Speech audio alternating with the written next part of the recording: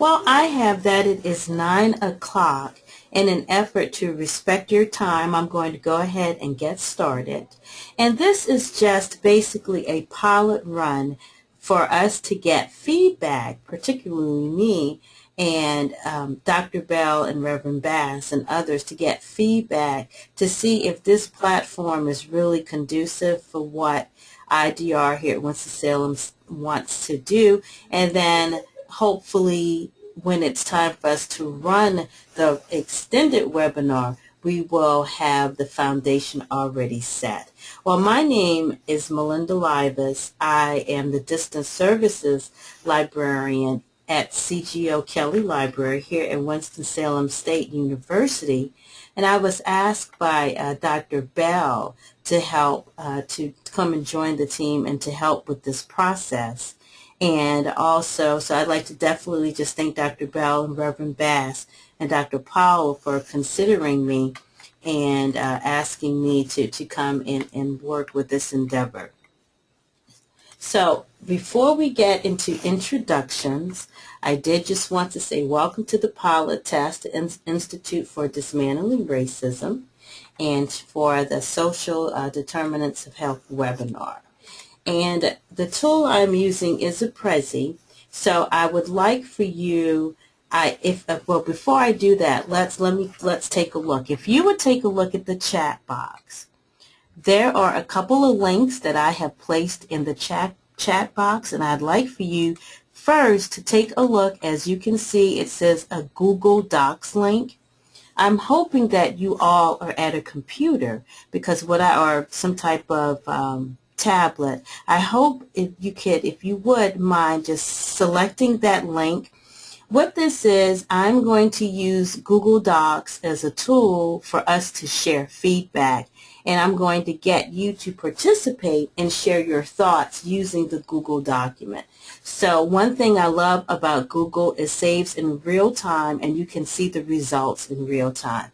So if you don't mind, go ahead, select that link, keep that window open on your desktop or laptop, and what I will be doing is periodically checking. So this is what the form looks like.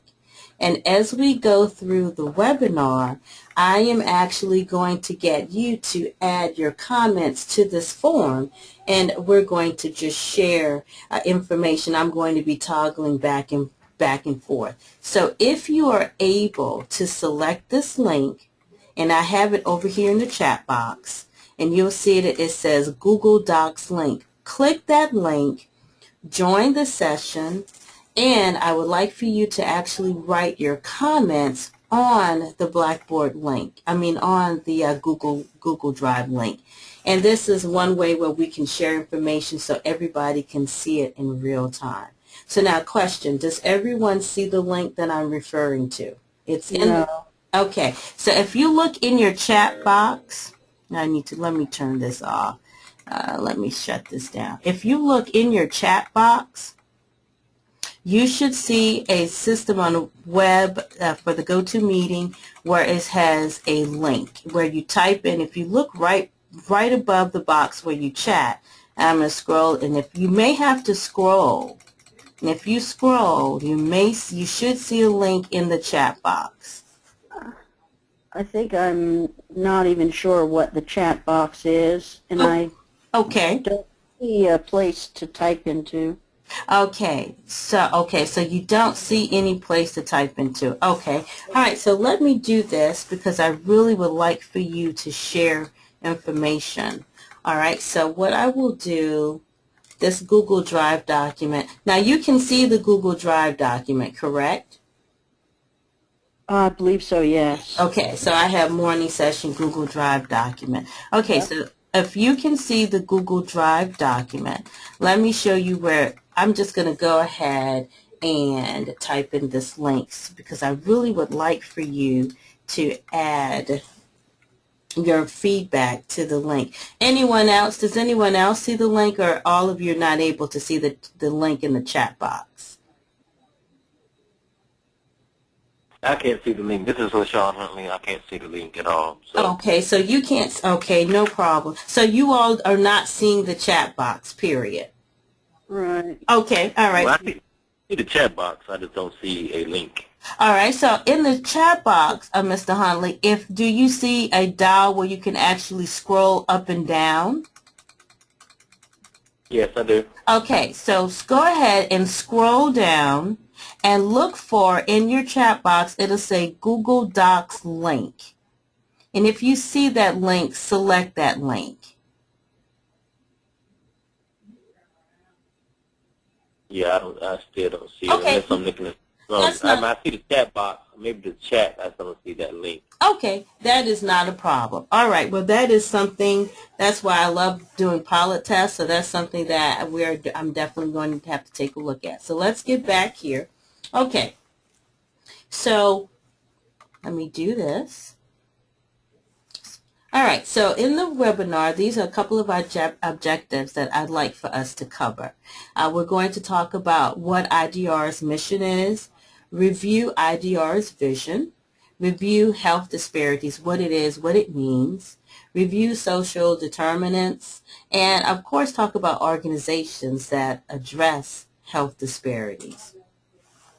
I'm going to put this information in, you're going to be able to get this information. Probably I'm going to put it in the chat box, but I'm going to email you everything that I'm reviewing today. And like I said, hopefully I'll be able to get your feedback on what we can do better, what I can do better, what I can add, what I can take away. This is a very interesting article that was brought to my attention by Dr. Powell. And really the article talks about the young generation and how they are becoming much more multicultural and the things that we have to do to promote and produce multicultural civic leaders. It's a very fascinating article, and like I said, I am going to share this article with you all so you can have a frame of reference of just some of the fascinating things that they talk about in the article. So now moving forward, now it's time for an icebreaker. And what I'd like to do, and I will work on you all getting access to the Google Doc. That's something I'm taking a look at. But however, what I'd like to do, because I don't know any of you, I would like for you all to introduce yourselves. Tell me a little bit about what you do, what organization you work with, and then answer this question at the end of your introduction. You enter this orientation feeling what and what about health disparities. So anyone would like to go first?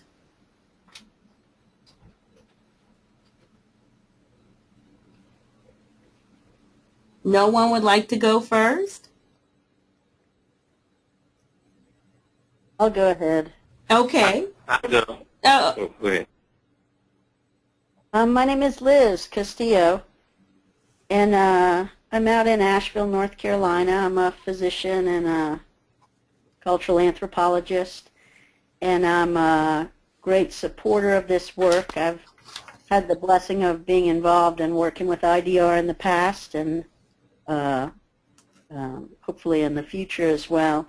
Well, I was delighted to see the email about this, and eager to see what IDR is doing now. And what's the sentence? I entered this webinar? I entered this orientation feeling what and what about health disparities? I entered this webinar feeling hopeful and eager to continue the work about healthcare disparities. Oh, excellent, excellent. Well, I'll go ahead and I'll share because I'm probably the odd person out. I am not in the healthcare industry at all. Like I said, I am a librarian here at Winston-Salem State. I work closely with Dr. Bell, and he asked me to work with him on this project. I do serve a large portion of our nursing students, so I am familiar with some of the evidence-based practices that are available out there and things that go on in the nursing field.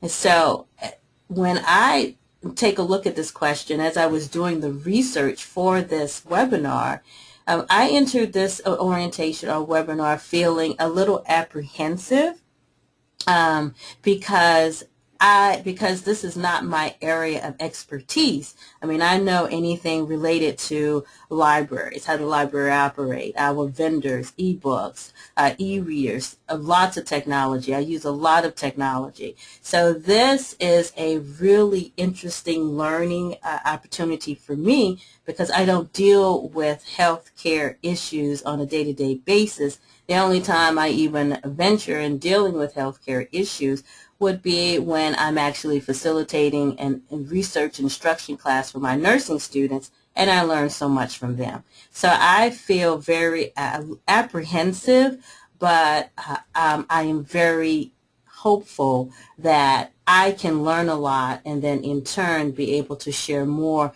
with my community about healthcare disparities. So that's my 2 cents. Okay, anyone who's next?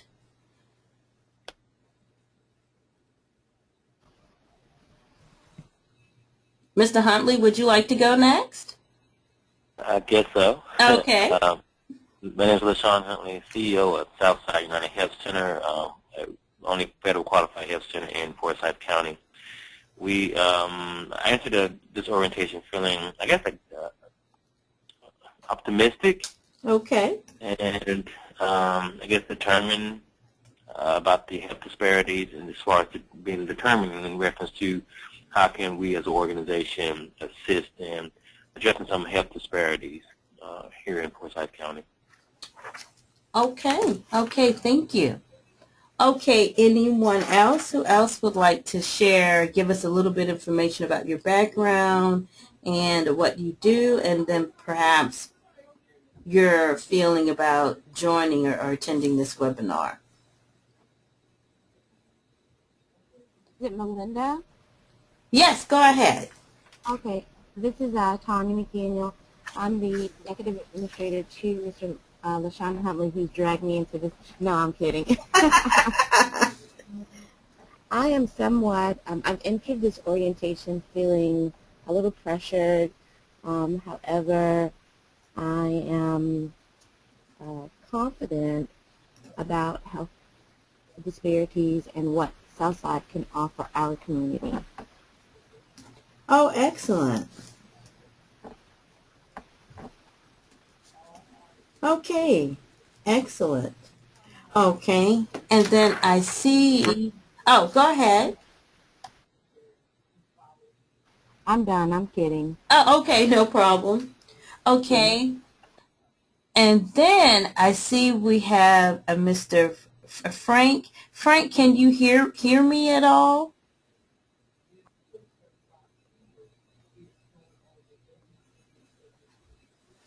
Hello, Frank. I see that you unmuted your mic. So would you like? Good. Can you hear me now? Yep, I can hear you just fine.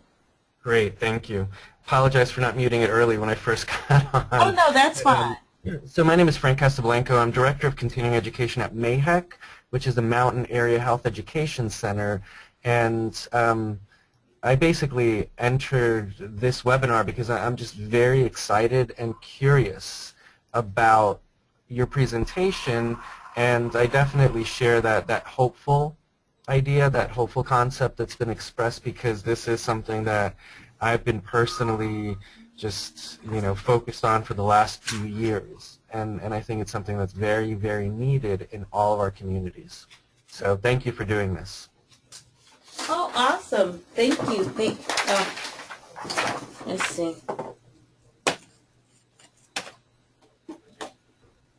Oh, okay, guys. For some reason, I pulled my headset from the computer. Can you all hear me? Yes. Okay, good. I thought I had lost you. I thank you, Frank, for your response. And like I said, hopefully the purpose of this is for me to find out ways to share more information and to really see if this platform of GoToMeeting will be conducive for what we would like to do. And it's just a pilot test, but I'm going to try to get through a majority, at least at least half of the content, because it's pretty extensive and we only have a couple hours. So I'm going to at least try to get through half. So thank you all for your presentations and for the icebreaker. Thank you for sharing that. Okay, so the mission. The Institute for Dismantling Racism, Inc. The goal is to educate, organize, and support communities and organizations with the hopes of developing policies and procedures to create diverse and inclusive cultures. So that is the mission of IDR. And then the vision statement, we strive to become our region's primary advocate and training provider for more inclusive and productive communities. So hopefully as we go through this process, we will be able to garner more information and create more policies and procedures that would be very beneficial to our people in this community that actually have to deal with health disparities. So now I just want to get your opinions on a couple of things, and like I said, I hate that we won't be able to use the Google document, but that's something I'm working on. So first, I would like to find out from you, the audience, what is your definition of discrimination? What does discrimination mean to you? And anyone, just please go ahead and share, because that's one of the pluses about using GoToMeeting. I won't be doing all of facilitating all of the talking. It's a collaborative venture, and I could learn so much from everyone here because, like I said, healthcare is not my area of expertise. So it's going to be very fascinating to find out your experiences and how you are dealing and coping with the health disparities in our communities. So who would like to share, first of all, your definition of discrimination?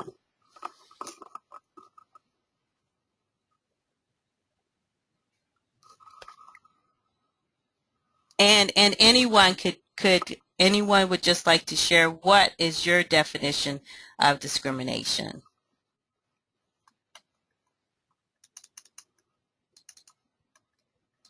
Well, I don't see anyone volunteering, so I'll go ahead and share. In my opinion, of course, discrimination is unfair treatment. Unfair treatment to any group or entity, or just unfair treatment when things are just not fair across the board. Dealing with the teaching area, that's the realm that I'm mostly involved in. The students that I come across, some are very keen on what discrimination is and how they've been discriminated, whereas some don't have a clear-cut definition of what it is and if they've ever really dealt with discrimination. So anyone would like to share their comments or thoughts about what you think discrimination is and basically how to pretty much deal with it?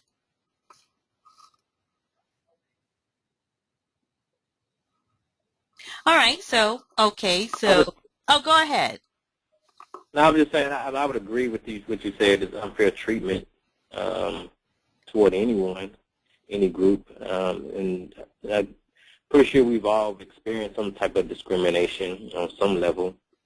I remember when I was younger, just thinking about discriminating as far as, as far as basketball is concerned, my brothers older than I am, so of course he discriminated against me because of being younger, being shorter.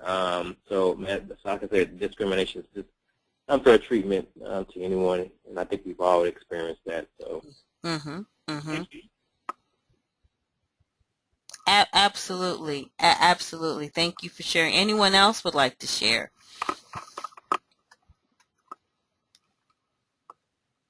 And then we do have some other definitions. We have discrimination, diversity, norms, prejudice, socialization, and stereotypes. So I am a big user. I absolutely love to use, and I'm going to be going back and forth with the screen, but at any point in time, please, if you cannot see my screen, please say, Melinda, hey, I'm not seeing your screen. Please make sure we see your screen.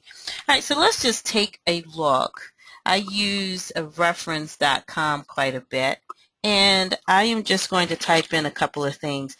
Last night when I was reviewing this, I love some of their definitions because their definitions are so just very simplistic and easy to grasp. So for example, okay, diversity. This is something that the article talked about because we're younger generation is going to be much more multicultural, so they're going to really have to know and how to deal with diversity. And I think the third definition is spot on. The inclusion of individuals representing more than one national origin, religion, color, socioeconomic stratum, sexual orientation, etc. I think that definition is so spot on as to dealing with diversity. And then if I can remember off the top of my head, we had norms. And just so we could just see some of the definitions, I think number 2 is very spot on. Of course, just general level or just average. And we have to be cognizant to try not to discriminate and try to have things dealing with norms so students and people that we're dealing with could be very comfortable. So those are just some of the keywords and some of the definitions that I wanted to talk about and just to share. So now here is a couple of questions where I hope you'll feel comfortable sharing your thoughts. And basically, what is culture? How would we define culture? What makes it up? And how do we get culture, if there's such a thing? And what is geographic socialization and why is it important? So would anyone like to start off the discussion and just sharing your thoughts of basically what is culture?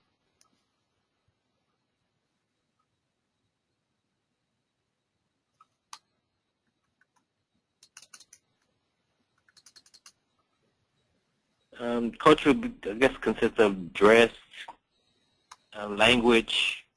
I mean, so when I think of culture, that's what I think of. So. Excellent. I mean, absolutely. When I think of culture, I think of all of those socializations that actually make up that individual. For example, and it doesn't necessarily have to relate to race or religion. It could relate to an institution. So I'll give you a prime example. I'm a librarian. The culture of C.G. O'Kelly Library is not like any other library that I've worked in. We have our own unique culture. We do things to hopefully impact the students who attend this university. So we have a different cultural base because even though we are an historically black college university, we are exceptionally diverse. So we have students from various nationalities. My classroom, when I teach, are not all African American. They're very mixed. I have African American, I have Caucasian, I have Middle Easterners, I have Asian, I have a variety of groups and cultures represented in my classes. So that's the culture of WSSU has constantly evolved, and my classrooms actually depict that. And it is such a pleasure because when dealing with I deal mostly with nursing students. My nursing students, because they have such a diverse background, talking with a nursing student who just joined the program who's from Somalia, and just hearing her experiences and sharing her experiences about working in a hospital in Somalia and coming here is just phenomenal. So those are some of the really nice things that we get to experience in the classroom. At least I do, because I work with nursing students. And I'm going to go ahead and just look at what is geographic socialization and why is it important. I think that is such a pertinent question, because when you think about socialization, it is embracing, it's really embracing the knowledge, it's embracing how you have experienced things. And I always look at education not from a pedagogical concept, but andragogical, because I deal with adult learners.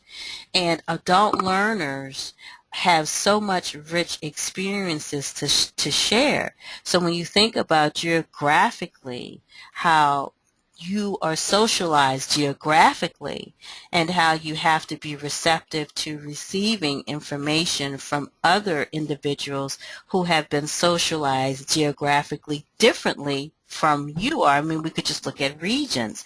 You know, you have the South, the North, things people do in California we don't do here, and vice versa. So I think just being aware and cognizant of some of these things help all of us to become a little bit more receptive and a little bit more open to embracing individuals from other cultures and in other entities. Anyone else would like to share anything about that, about culture and the importance of geographic socialization, and why you may think it's important? I'll just add 2 cents to that. This is Frank. I just really, really agree with you about that it's a group, so it's not necessarily along any lines of race and ethnicity, although it could be, but it's important to make sure that people understand that it's not. And then that geographic component also plays into it a great deal. And so I think this is a key point in when you start the conversation, because this will ultimately that downstream outcome that we're trying to avoid. So great point here. Thank you. Oh, awesome. I wanted to, Oh, go ahead. sorry, I was going to add a couple of thoughts about culture, and that hopefully will be useful to folks about thinking about culture. And I echo this sense that that you all have said about it relating to a group, and how important that is, that this is not an individual thing, it's a group thing. But what helped me understand culture was recognizing that it's a lot like the water that a goldfish swims in. Culture is what we swim in that makes up all the unwritten rules and obvious common sense things. Basically, if you go into a community and you're trying to understand their culture and you start asking questions about why things are done a certain way or what people are thinking, usually folks think you're an idiot, because the rules of culture are learned by the babies. You use the term socialization. Usually by 4 or 5 or 6 people just know. It's like saying the sky is blue. The rules that people live by and how it's appropriate to talk or walk or eat, what's okay to eat and not eat. You know, do we eat insects here in Asheville? No, we don't. That's part of our culture, and children know by 4 or 5. Or how people talk to each other, or how people touch each other if they don't know each other in public. So it's very much the things that people, by the time they learn it, or as you say, are socialized into it, they don't even realize they're doing it. It's like the grammar of the language you speak. We don't think of the rules of how to speak English. We just learn them in a unconscious way by the time we're little kids. And that kind of unconscious and community characteristics of culture helps us to kind of unpack it or start to discover it. When people join a group, like being a doctor or a nurse, as an adult, they also get socialized, or they become a part of a culture. And some of it's unconscious, but you've already referred, Melinda, to the aspect that some of it is discussed. Some of it might be conscious, or mission statements or things like that. So all the different cultures we belong to and come into at different ages, we become socialized in different ways. But I continue to be fascinated by the invisible aspect of culture, and that most people don't realize the rules that they're following every minute of their life. That's a excellent point. You are so spot on. I mean, like I alluded to earlier, even though I work in a library, to a person who does not frequent libraries, some people may make the assumption that all libraries are the same, and they don't take the time to correlate that an academic library is totally different than a public library, and then a public library is totally different than a law library. So you're absolutely spot on, and that's why I think these conversations are so rich, because you're right. We do things unconsciously, unconsciously, and you don't even think about it. And yes, it does lend itself to those groups of culture. Okay, so let's see here. Let's see what we have next. So I'm going to just briefly review what health disparities are, and then in that, hopefully, as we progress through this, we can possibly talk about your own definitions of what you think health disparity is, and then hopefully at the end of this you will be able to share some solutions and just some ideas of how we can close the gap of health disparities. For those who know me, I am not one who really, I'm not a big fan of PowerPoint, so that's why I'm using Prezi, but I don't particularly like a whole lot of text on slides. However, I thought this definition from the National Institute of Allergy and Infectious Diseases for health disparities was so spot on. According to the National Institute of Allergy and Infectious Diseases, health disparities are gaps in the quality of health and health care that mirror differences in socioeconomic status, racial and ethnic background, and educational level. And I thought a very simplistic definition. A health disparity is a difference in health between groups. And then we have in my little Wordle here just some other examples of how some social determinants of health disparities. Of course, you have age, disability, educational attainment, and in the next couple of slides, I am going to show you some statistics relating to educational attainment and poverty and income, comparing Forsyth County to, I think I'm enunciating it correctly, Robeson County, or it's Robeson? Do I enunciate it Robeson or Robson County?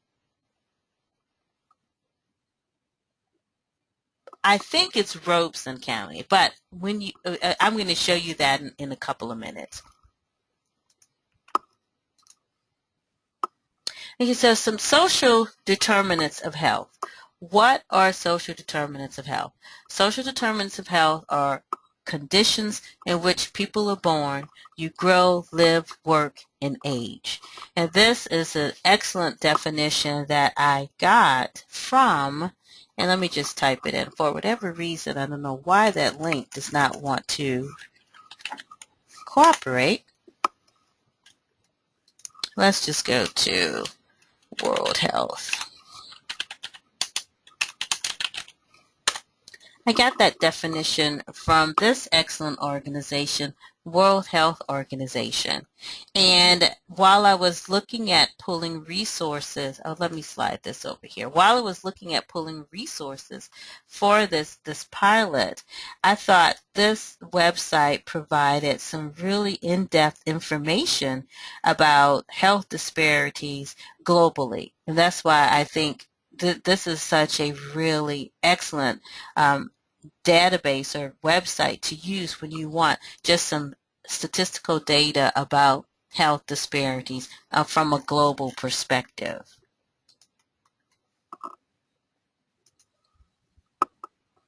And of course, what causes health inequalities?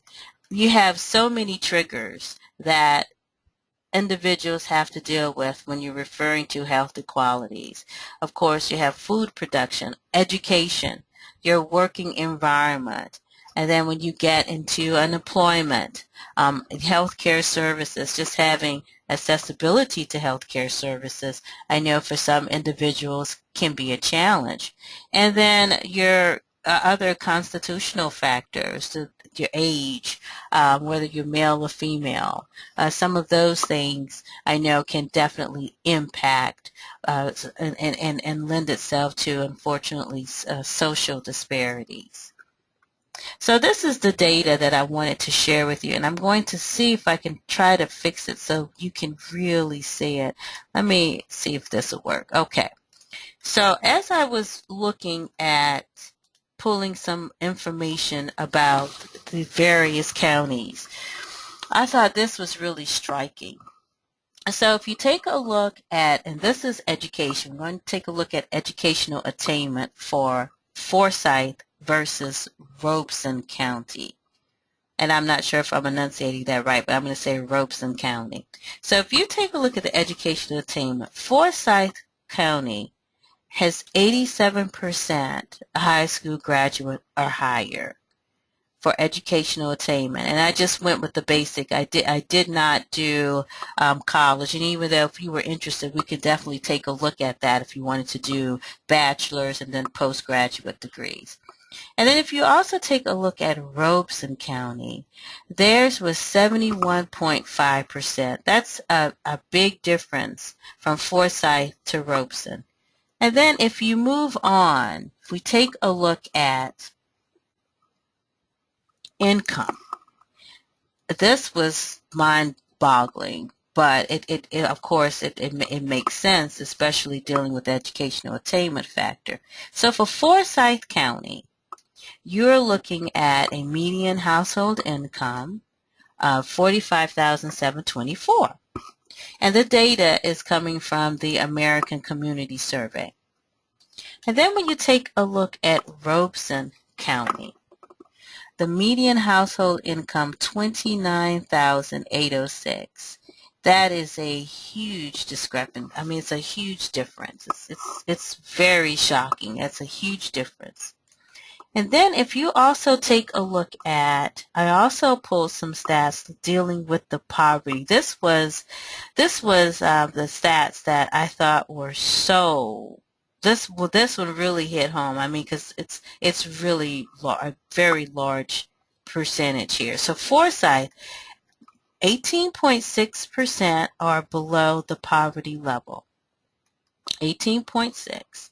And then if you take a look at Robeson, 31.7% below the poverty level. That's very disheartening. But that's a huge discrepancy just from Forsyth and Robeson. And of course, if you'd like, we can also take a look at data, of course, from Wake, which I'm sure their stats are going to be very high. And then even if you take a look, even if you did Mecklenburg County, I'm sure there's stats. Those counties are a lot larger. But this is really mind-boggling that the below the poverty level is 31%. Forsyth is 18.6, which is high, but it's not as high as 31.7. Anyone would like to share any thoughts or any ideas or just thoughts about some of the data that we have here?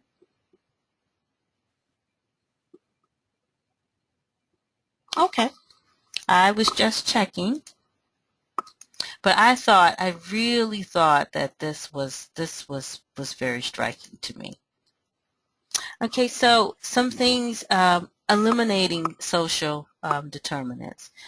One, ensure a strategic focus on communities at the greatest risk. Reduce disparities in access to quality health care.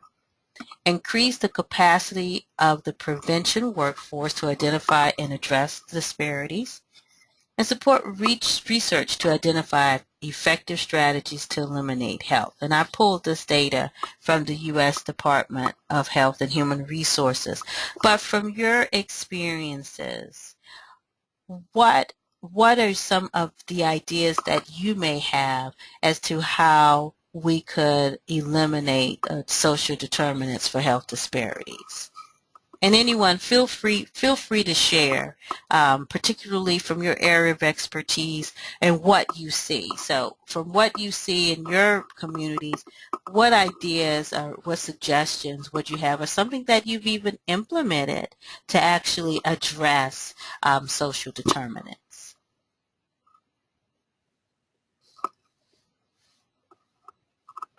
This is Frank at Mayhec.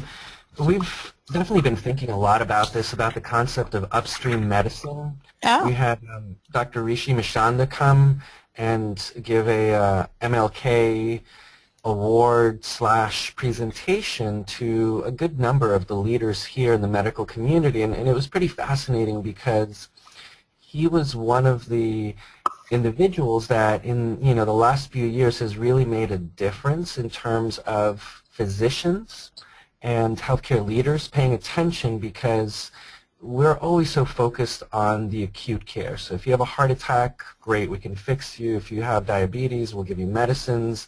But we haven't been focused enough on the upstream components, which really ties into all of these social determinants, and pulling in organizations that are already working on this. It's not about recreating a whole new strategy. It's about really getting in touch with those organizations in the community that have those relationships, that have the connections, and that already have programs that are successful. So it's really combining those efforts, essentially. So one thing that we're doing here at Mayhec, we have pulled in 3 individuals from Buncombe County to work here now, who are what we call them as health improvement specialists. And so they've been focusing on these social determinants for years, doing things like working with kids and the organizations that work with children, and working with women, and all of these components, really, really focusing on what we call those social determinants in that upstream medicine, but trying to tie in their work now very, very purposely with components of primary care. So in other words, if a physician is interested in referring somebody who's pre-diabetic, your glucose is getting a little bit higher but not quite as high as to consider you diabetic, but they want to refer you to a program, can we set that up so it can be easier for that individual to go into that program? And how do we do that? So that's one very specific project that we're piloting. And it's that kind of purposeful efforts that I think will make a big difference.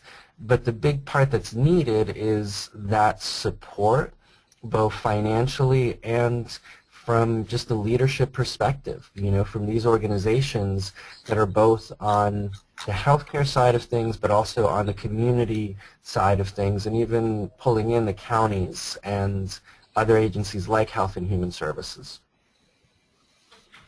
oh, well, thank you. That is very interesting. So I noticed you said the doctor's name was Rishi Machandanda. So I'm going to, Rishi oh, Manchanda, M-A-N, Manchanda, C-H-A-N-D-A. And if you look it up, he's pretty famous. Yeah, exactly. That's who he is. And he gives a great TED Talk. So if you have that as a possibility, that's something that's great to include in this health disparities presentation. If you didn't have it already, I think it's just definitely something that can speak to a lot of providers at all levels. well, while you talk about him, I'm actually going to see if I can find his talk on TED Talks. Because that seems like that would be very interesting. I just did a little, while you were talking, the librarian in me, I just did some research on, I just pulled up some data talking about upstream medicine, and I'm so glad you shared that, because this is something that definitely could be beneficial for my RN to BSN students.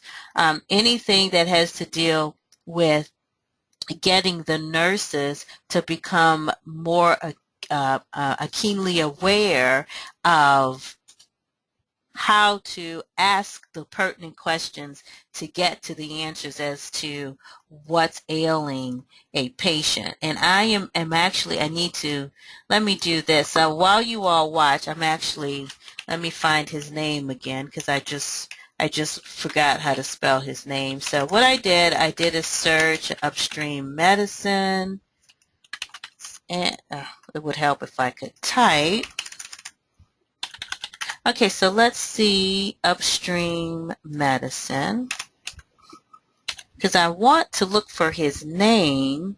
Okay, here he is. I need his name because okay, so this is the TED Talk you were referring to. Well, thank you so much, because I'm going to pull some information here, and then hopefully we can actually show a snippet of Arishi's presentation about upstream medicine. So thank you so much. This is definitely something. I just wanted to see.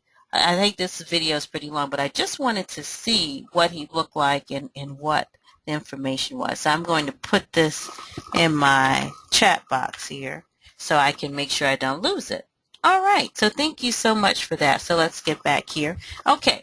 So anyone else would like to share anything that your particular organization or your employer that you're doing to address social determinants? Anyone else would like to share anything that you're doing, a polity?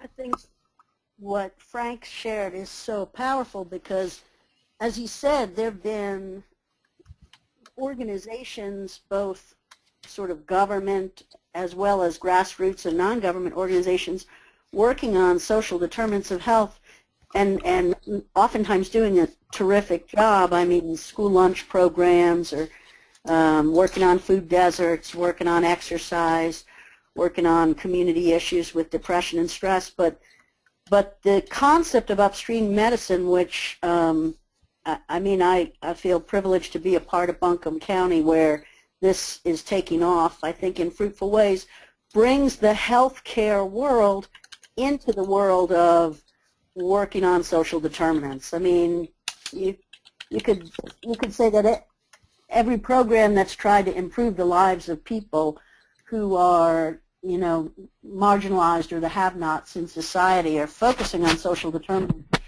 But healthcare folks have always thought that's not my thing, that's not something that I should be doing, or that's very peripheral to what I'm doing when I try to help patients. And the concept of upstream medicine brings the healthcare workers deep into that process, which I'm hoping, and I think many of us are hoping, will be a powerful and effective thing. So, I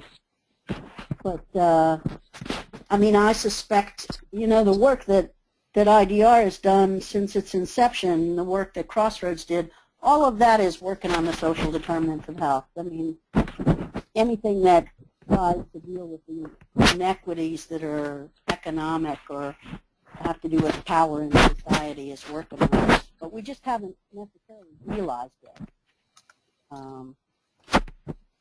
Anyways, I'm excited that Frank is a part of this conversation. Well, that's awesome, because as you were talking, I actually did some more. I looked up and found some more information regarding upstream medicine, because, like I said, I'm learning so much from you all, because this is your area of expertise, and you're definitely giving me information that I can absolutely share with the nursing students that I work with. And as you were talking, I came across some more information, and I thought this Prevention Institute, this is really interesting, and it has more about the upstream doctors. So it appears that this has been growing. So this is awesome. I'm so glad you shared that. So thank you. So I'm going to definitely save that link, because that's something I want us to include in the next. I'm going to just put this link in here. I want to include in the next, in the actual full-fledged webinar. So anyone else would like to share anything that you are doing to address social determinants with your particular group or organization that you work with? Anyone else would like to share? Okay.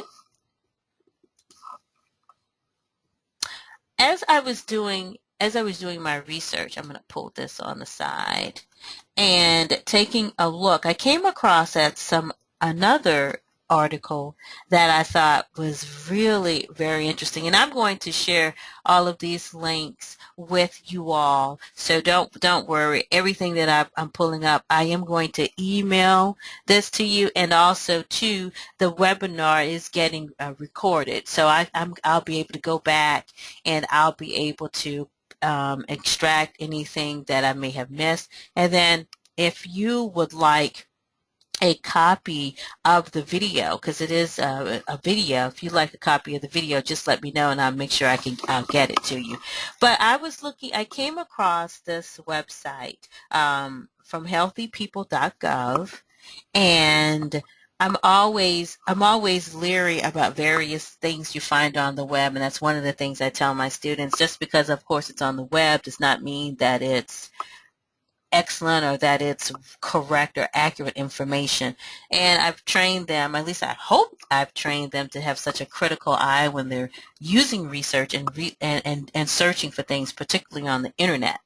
But I did come across healthypeople.gov, and I feel really good about the data shared on this website because it has a domain of .gov, and I tell students, when you're dealing with .gov and .edu for education, you would like to think that the information is accurate and unbiased, that they tell you the holistic approach of the topic. So I came across this website, and I thought they had some really interesting statistics that deal with social determinants of health. And if you get a chance, take a look at this website. I mean, it's very comprehensive, and the data that is shared, it was very helpful, particularly for me, because like I said, this is not my area of expertise. But I've learned a great little bit by just even looking at this website.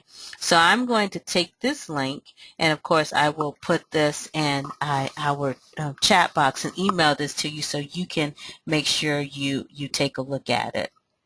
But it is a very, like I said, very comprehensive website, and just some of the information that they shared about some of the social determinants, and I think it's just very, very informative. So let's just take a look at the healthcare, and so these are some of the social determinants, and we mentioned this earlier, just having access to primary health care, and then understanding health literacy. Now, do any of you really work or facilitate a lot or do a lot with health literacy?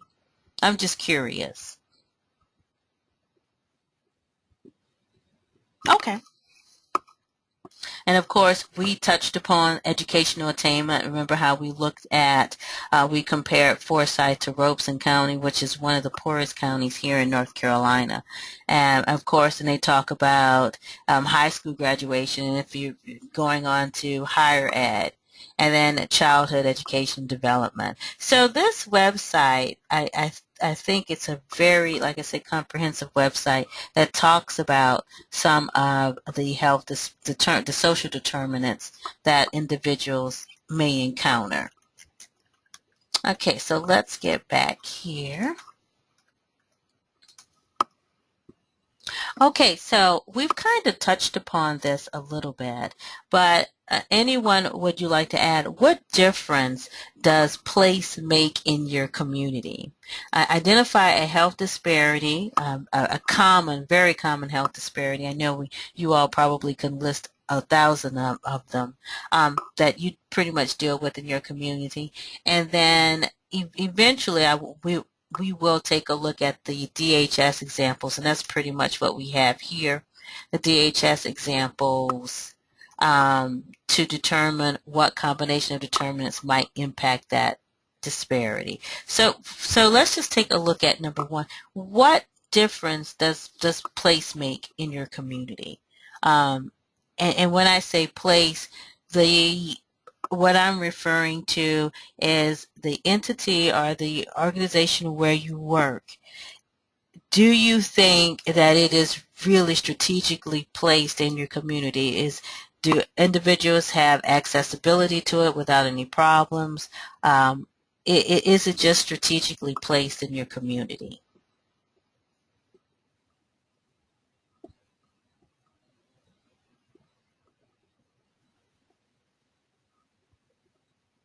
All right, so here's another question. What is, and this is for any of you, identify what is a major health disparity that you deal with in your community, or that you may see at your place of business. What's a really major health disparity that you deal with? And anyone, please share. I would just like to know that.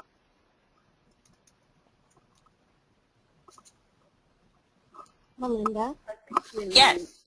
Okay, this is Tanya from Southside United Health Center. I just wanted to weigh in regards to the difference and the place in our community. Southside United Health Center is located in the south side of the community of Forsyth County.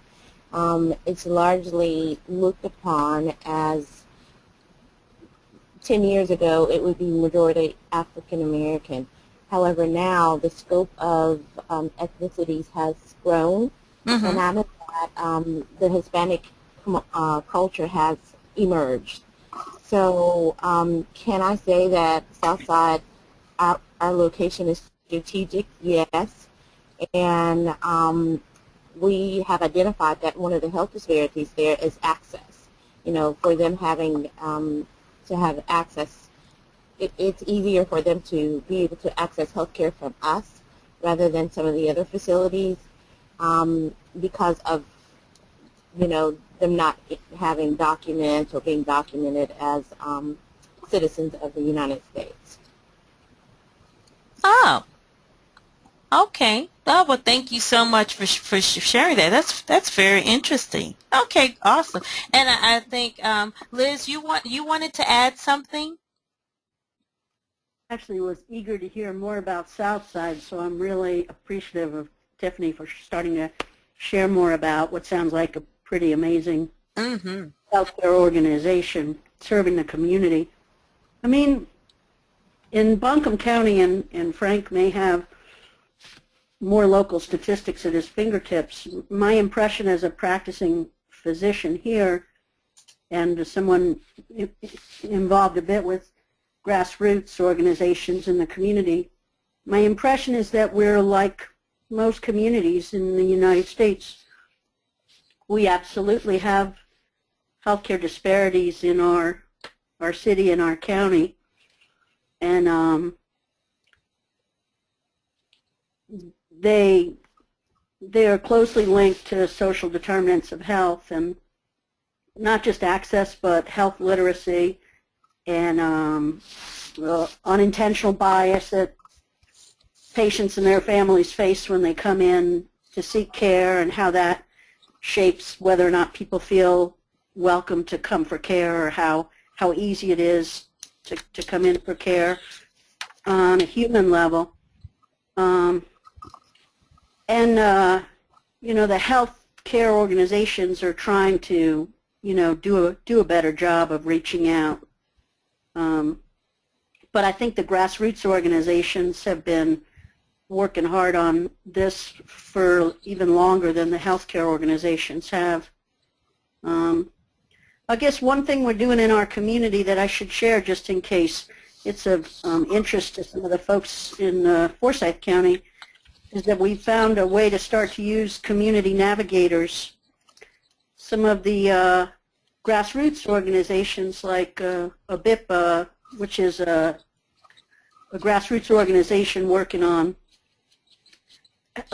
providing higher quality access to care and higher quality care to people in the community.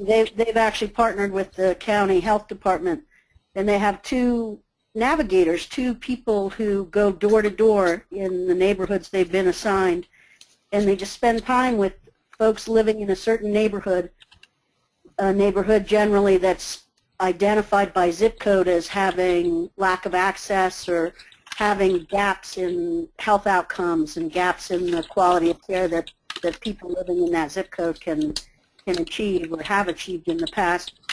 And the health navigators have a set of questions so that they can identify needs of a patient or family and then connect them, almost like a liaison, refer them and connect them to a local program. And it might be a program about getting a job, or it might be a program about getting a primary care doctor. It might be a program about getting a GED, working on getting a GED.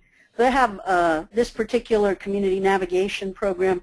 They have 17 different domains that they try to explore and link people up. And the next step that I think Frank referred to in a hopeful way is that programs like that would then get linked to the healthcare organization, so that maybe the emergency room department people could identify folks who are coming in and not really thriving with their health. They're coming in over and over and over, and then they might link up with the organization, a BIPA, and have the health navigator go to that person's home and work with them and their family. So that definitely is an area that I think our community's working on to try to link up the pieces that already exist and make them more powerful, and deal with the local health disparities that we definitely see in Asheville and in Buncombe County. I suspect Frank can speak more eloquently about this than I can. Well, no, Liz, that was very helpful. And I don't know, can you all see, I did, as you were talking, I'm going to be looking up something, but as you were talking, as you see, I did find the form. I think that is so fascinating, the community service navigators. Can you all see that on your screen? Because I have to check periodically. Yes. Oh, okay, wonderful, wonderful. So, I think that's really awesome. And it seems like you have this community service of navigators. It expands to various parts of Buncombe County. So you have Bernardsville, Arden, Black Mountain, Candler, and Asheville. So that is awesome. I'm so glad you shared that. So let's see, you put, okay, Buncombe Institute. Okay, awesome. I did get that in the chat box. But thank you for sharing, because I didn't know that. That's pretty awesome. Anyone else would like to share or talk about what you are, anything else that you're doing, particularly to address the social determinants in your community, or what other health disparities you notice the most in your community? And I know there's so many, but one that you really notice the most. Anyone want to share that? I'm just fascinated by it.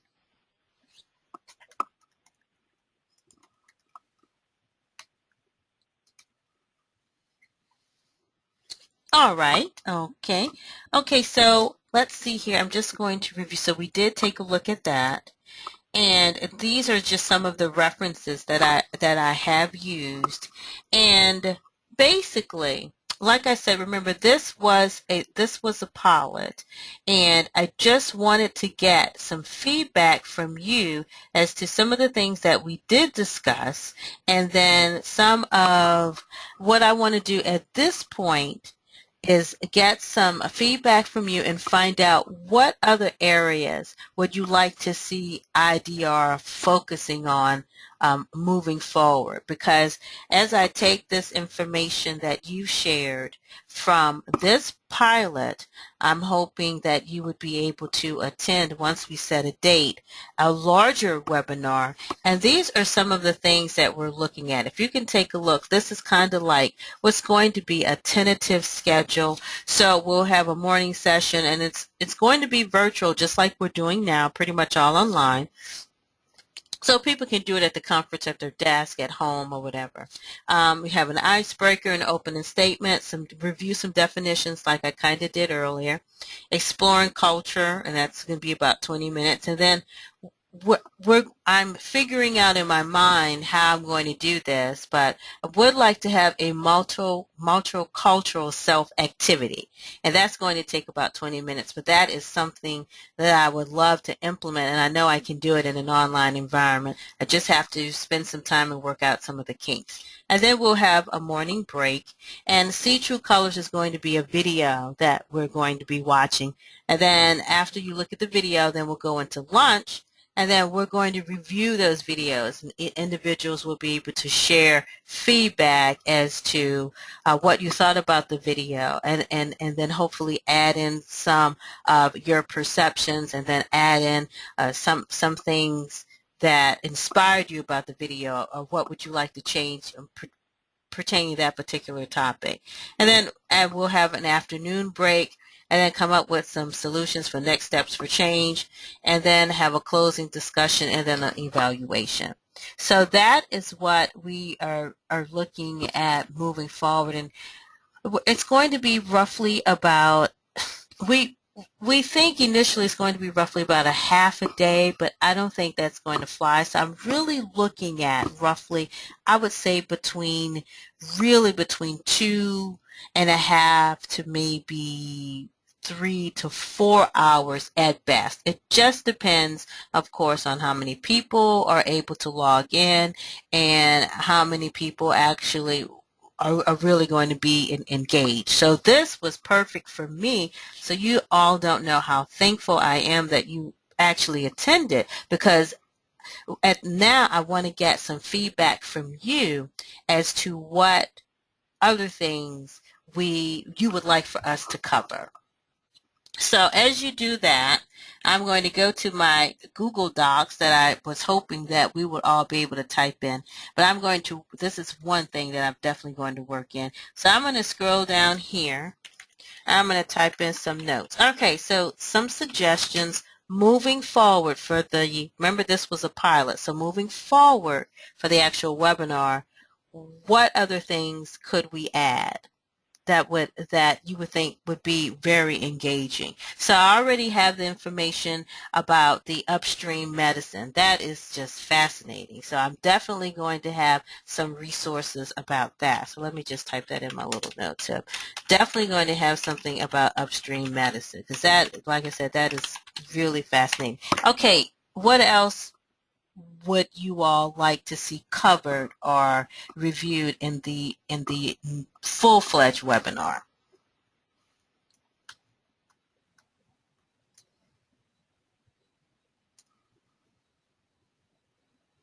I hate to put specific people on the spot, but I'd love to know what Mr. Huntley and Ms. Bafor think would be helpful in terms of their organization and what they would get out of a webinar that would help them. And my question for you, Melinda, may not be answerable right now, is what is the audience you're seeking to engage with your webinar, or perhaps multiple audiences? And I suspect that the various audiences you're trying to reach will have different needs. Oh, absolutely. Oh, and just so, and I do apologize for not making this clear. Tiffany Before is actually not here. I'm using her GoToMeeting account, so Tiffany's not here. So of course, when you sign on, it's going to say Tiffany Before Organizer. So Dr. Before is not here, but I'm using her account. So she's not. I'm going to share this information with her in a few minutes because we work together. We work in the same building, for me, I would like to think for IDR, we're looking at audiences would be the healthcare community, and just the Winston-Salem community as well. And then eventually, I know we would like to expand the webinar, hopefully expand it with the hopes of getting people to participate so they can have a full scope of what social determinants are and what health disparities are. So basically my audience, I think for now, is probably going to be the healthcare community, and then eventually Winston-Salem state community, our Winston-Salem community. So Mr. Huntley speaking. If I would just thinking, and then, of course, listening to the street medicine is a really good concept, and also here in Forsyth County, we have a very high rate of infant mortality. So some of the health disparities and social determinants, what are some focuses, or what are some topics that we can really focus in on, or activities? Maybe that's probably a better word. Maybe activities that we can really focus on that can address some of those issues. I think we know geographically the area of a high infant mortality. Just how can we, as partners and organizations in the community, come together to really focus on making a difference? I know at Southside we were able to see close to 3,000 uninsured patients in Forsyth County, and where in turn there are individuals who were able to get prenatal care, at affordable quality as well. But looking at 3,000 individuals who were uninsured, if Southside wasn't available, as well as partners in the community such as this hospital, the health department, Centerpoint, who are, just to name a few of our partners, have provided us an opportunity to serve individuals and maybe address some of the health disparities that we have in our community. But I know here in Forsyth County, one of the issues is a very high population or very high instances of infant mortality. Okay, thank you so much. Thank you so much for sharing that. Yeah, thank you. Did not know that. Thank you. So that's some of the things we can look at and high rate of infant mortality, maybe some more information about that, and some activities that maybe and people who would log on to the webinar would be engaged in partaking in. So yes, thank you so much, because that is very helpful. Anyone else would like to? Could anyone else share what else, other things that we could possibly cover to hopefully make this more engaging for the large webinar? Merlinda, if I may, in your theme with the proper planning prevents poor performance, it's always been relative to me, and I know that Dr. Bass has some influence in this particular setting, pilot testing. But again, anytime that you can get anyone from the faith-based community to be a part of these conversations, it is really necessary. Again, they are the mouthpiece to the communities, and we as professional individuals, it's good to have that information and be able to collaborate. But again, getting that information outside the walls of our respective businesses, nonprofits, or organizations it's necessary to have, again, that faith-based community person involved at the round table. Excellent point, Tanya. Thank you so much for sharing that. Excellent point. And I hope you all can see, as you are talking, I am typing my little notes. So things that I know we want to include moving forward. Yes, excellent point. And I was hoping Reverend Bass would have been able to join us, but I guess maybe something came up. So yes, but thank you so much. And I know he definitely has an extensive contact list of other faith-based organizations and individuals we can definitely connect with to be a part of this.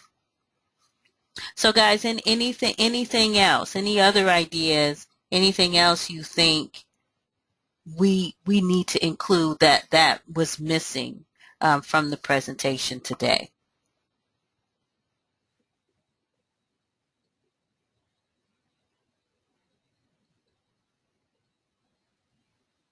Well, okay. Well, believe it or not, we were able to get through. We went through rather fast. I mean, we got through pretty much everything that I had on the agenda. I didn't want to, I know we allocated for 2 hours, but I didn't want to bog down your time. I just wanted to get a feel and a sense of what you are dealing with and what you're experiencing in your particular organizations, and just get an idea of what we need to do to actually have a very comprehensive webinar moving forward. So if you all don't have any other questions, if you would like a copy of the video, because this is being recorded, please let me know. I can get that to you once it renders. And also, I will be emailing you all of the links that I have placed in the chat box. I will be emailing you all of those links so you can have access to the Brookings report and then the WHO report. I will make sure I email all of those links to you. And basically, guys, that is what I have. So I want to thank you so much for taking the time out of your schedule to actually just come to the webinar. And I wanted to test to see if this platform would really be conducive for some of the things that IDR wants to do. And so far, I think it will be. I'm just going to have to iron out some of the activities that I would like for us to do. So I do have some activities that I want to get individuals to do. But I don't have any more. If you all don't have anything, guys, thank you so much for your time. And you'll be hearing from me moving forward with the next phase. All right. Thank you. Thank you very much.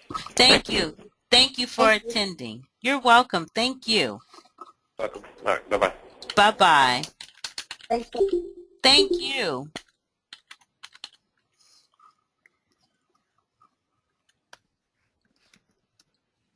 Thank you.